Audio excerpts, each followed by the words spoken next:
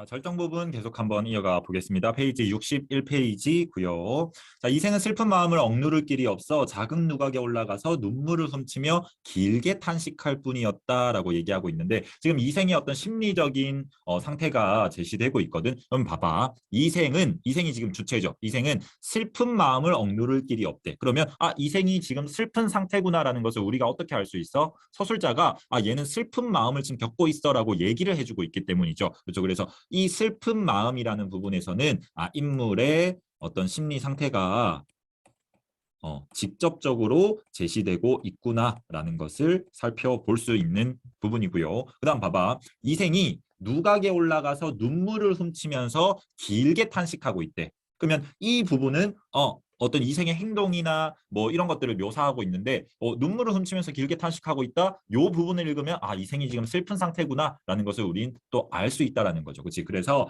어떤 인물의 행동이나 외양 묘사로 이렇게 우리가 인물의 심리 상태를 알 수 있는 것은 인물의 심리 상태를 지금 간접적으로 제시하고 있는 부분이다라는 것도 알아두시면 좋을 것 같습니다. 그래서 이생이 지금 어쨌든 간접적이든 직접적이든 슬픈 상태에 있구나라는 것을 우리 확인할 수 있었고요. 자, 어느새 날이 저물었다. 그럼 날이 저물었다라고 했으니까 시간적 배경이 밤이구나라는 것도 알 수 있을 것 같고요. 자, 그는 우두커니 홀로 앉아서 지난 날을 가만히 떠올려 보았지만 모든 게 한바탕 꿈만 같이 느껴졌다라고 얘기를 하고 있습니다. 그러면 이런 것과 관련된 게 너무 아름다웠던 추억이잖아. 그렇지? 근데 그거를 지금 은 누리고 있지 못한 상황이죠. 그렇지? 아름다웠던 과거가 한바탕 꿈만 같이 느껴진다라고 하는 사자성어 1장 충몽 같은 사자성어를 같이 알아두시면 좋을 것 같아요.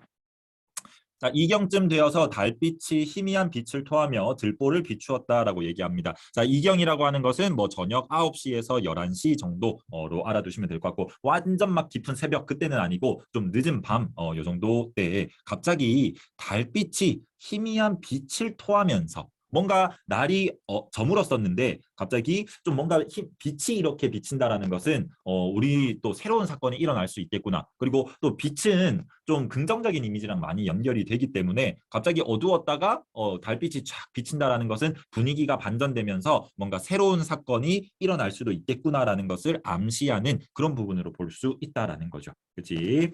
자, 그래서 딱 이제 이경쯤 돼서 가만히 있는데 자, 회랑 끝에서 웬 발소리가 저거덕 저거덕 막 끽 뭐 이렇게 들리는 거겠죠? 그렇지? 근데 그 소리가 멀리서부터 들려오더니 점점 가까워지더라라는 거죠. 그렇지? 그래서 그 발소리에 귀 기울이고 있는데 갑자기 발소리가 이생 앞에 이르렀을 때 보니까 그 발소리의 주인공은 누구였다? 바로 최 씨였다라는 거죠. 그렇지? 최랑이잖아. 근데 최랑 어떻게 됐었어요, 여러분? 도적대들한테 죽임을 당했었잖아. 그렇지? 근데 봐봐. 이생은 그녀, 최랑이 죽었다라는 것도 알고 있는 상태예요. 봐봐. 이생은 그녀가 이미 죽은 것을 알고 있었지만 너무도 최랑이 보고 싶었던 거야. 근데 내 눈앞에 갑자기 나타났네? 그러니까 얘가 귀신이든 뭐든 그런 거 따질 여부도 없이 그냥 의심도 없이 당신 어떻게 목숨을 부지하였소? 라고 하면서 그냥 최랑을 있는 자체로 뭐 사건과 연계된 다른 것들을 묻지도 따지지도 않고 너 죽었지 않아? 이런 거 따지지 않고 그냥 어떻게 목숨을 부지하였소? 라고 하면서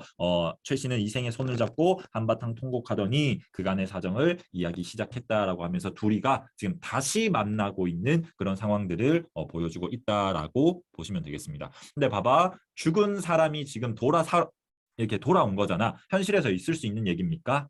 아니죠. 그렇지. 그래서 이런 부분을 통해서 비현실적인 사건이 전개되면서 좀 고전 소설의 하나의 특징인 전기성, 우리 앞에서 정리했었습니다. 그렇죠. 기이한 것들, 이런 것들, 기이한 이야기가 나타나는 그런 부분이다라는 것을 살펴볼 수 있겠습니다. 자, 그래서 옆에 부분 한번 보시면 죽은 최 씨가 이승으로 돌아온 사건의 의미를 한번 보면 자, 이승과 최 씨의 사랑을 다시 성취하기 위한 어떤 작가의 의도적인 장치다. 주인공은 보통 잘 안 죽는데 이 작가가 또 주인공을 또 극적으로 몰아넣었던 그런 이유가 있네요. 그렇지? 죽었지만 다시 만날 정도로 이런 성취감을 느끼게 하는 그런 의도적인 장치다라는 것도 살펴볼 수 있고 자, 그다음 이승과 저승의 경계를 허물고 죽음도 초월하면서까지 두 사람이 사랑을 이루는 모습을 통해서 부당한 현실, 전쟁 때문에 결국 죽임을 당한 거잖아. 그렇지? 그런 부당한 현실에 대한 저항 의지를 드러내는 것으로 또 우리가 살펴볼 수 있겠다라는 거죠. 그렇지. 그래서 이런 것들을 통해서 고전 소설의 어떤 특징들도 함께 살펴볼 수 있을 것 같습니다. 밑에 계속 한번 살펴봅시다.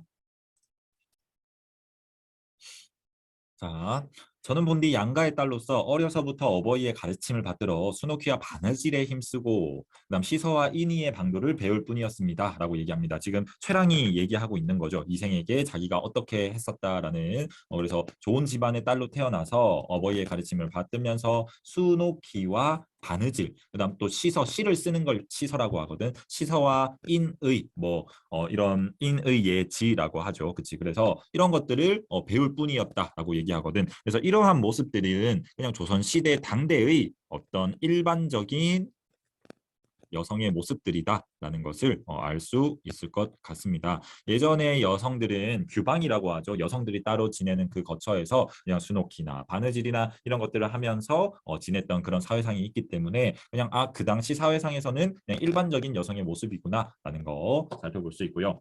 자, 오로지 규문의 법도만 알았을 뿐 어찌 집 밖의 일을 헤아릴 수 있었겠습니까? 그치? 규문의 법도라는 게 그 규문이 규중, 즉 부녀자가 거처했던 아까 말씀드렸던 여자들이 지냈던 그 공간이에요. 그냥 이런 것들 봉건 유교적이고 봉건주의적인 사회 질서에 맞는 그 여자로서의 태도가 그냥 정당화되는 그런 모습을 보여주는 거지. 나는 남자들이 하는 집 밖의 일은 몰랐다라고 이렇게 얘기를 합니다. 자, 그런데 당신께서 붉은 살구꽃이 핀 담장을 한번 엿보신 후 제가 스스로 푸른 바다의 구슬을 바쳤지요라고 얘기하고 있거든. 담장 안을 엿보았다. 그게 바로 이 작품의 제목이죠. 이생이 규장, 엿볼 규의 담장입니다. 그렇죠? 담장을 엿보면서 둘이 사랑에 빠지게 되었고 그 엿보신 후에 최랑이 이생한테 반해서 즉 제가 스스로 푸른 바다의 구슬을 바쳤다. 즉 내 사랑을 다 주었다라고 얘기하는 부분이에요. 그렇지? 그래서 굉장히 최랑의 성격 자체가 주체적이고 적극적인 그런 성격을 지니고 있구나라는 것을 의미하고 이런 부분에서 스스로 사랑을 선택했구나라고 하는 그런 자유연애 사상이 또 나타나고 있다라는 부분 살펴볼 수 있을 것 같습니다. 자, 그래서 꽃 앞에서 한번 웃고는 평생의 은혜를 맺었고 휘장 안에서 다시 만났을 때 휘장 안에서 다시 만났다라는 것은 그 휘장은 결혼할 때 있는 그 뭐 천이나 이런 것들을 얘기하는 거거든. 그래서 결혼을 의미한다라고 보시면 돼요. 그래서 담장을 넘어서 우리 첫 번째 만났었고 그다음 또 결혼할 때 두 번째 만났었지요. 그렇지? 이렇게 좋은 과거의 기억들을 지금 이렇게 얘기하고 있습니다. 자, 말이 여기에 이르고 보니 슬프고 부끄러워 견딜 수가 없군요. 장차 평생을 함께 하려고 하였는데 뜻밖의 횡액을 만나서 횡액이라는 것은 어떤 불행이나 이런 것들을 얘기한다. 즉 여기서는 홍건적의 난, 뭐 어떤 전쟁 이런 것들을 의미한다라고 보면 되겠죠. 둘의 만남을 헤어지게 하는 그런 요소다라고 보시면 되고 자, 뜻밖의 횡액을 만나서 구덩이에 뒹굴게 될 줄 어찌 생각이나 했겠습니까? 구덩이에 뒹굴게 된다라는 것은 죽음을 의미하는 거죠. 그 앞부분에서 최랑의 어떤 살갗이 찢겨지고 막 여기저기 버려진 그런 것들을 나타낸다라고 보시면 되겠습니다. 자, 그러나 저는 끝까지 짐승 같은 놈들에게 몸을 내맡기지 않고 스스로 진흙탕에서 육신이 찢기는 길을 택하였지요. 그래서 절개를 지키기 위해서는 목숨보다 이 지조와 절개가 더 중요했다라는 거 살펴볼 수 있을 것 같고요.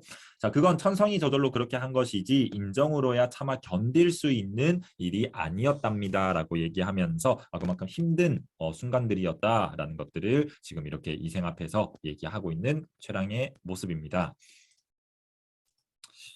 자, 계속 외진 산골짜기에서 당신과 헤어진 후로 짝을 잃고 홀로 날아가는 새의 신세가 된 것이 너무나 한스러웠습니다. 즉 전쟁으로 인해서 이생과 최랑이 또 헤어졌고 그때 이생과 헤어진 최 씨의 처지를 짝을 잃고 홀로 날아가는 새에 이렇게 비유하고 있는 이런 표현들도 나타나네요. 그치? 자, 집도 없어지고 부모님도 돌아가셨으니 고단한 혼백조차 의지할 곳이 없었지만 혼백이라는 것은 영혼을 얘기하는 거거든. 그래서 최 씨가 죽었다라는 것을 여기서도 알 수가 있습니다. 그렇죠? 자, 저리는 귀중하고 목숨은 가벼우니 쇠잔한 몸뚱이일 망정 치욕을 면하는 것만으로도 다행이라 생각했지요. 나는 비록 죽었지만 그래도 내 절개를 지켰으니까 나는 다행이다라고 얘기하는 거거든. 그래서 이런 부분에서 절개와 의리가 목숨보다 더 귀중하다고 하는 그런 유교적인 세계관이 계속해서 나타나고 있다라는 거 살펴볼 수 있겠습니다.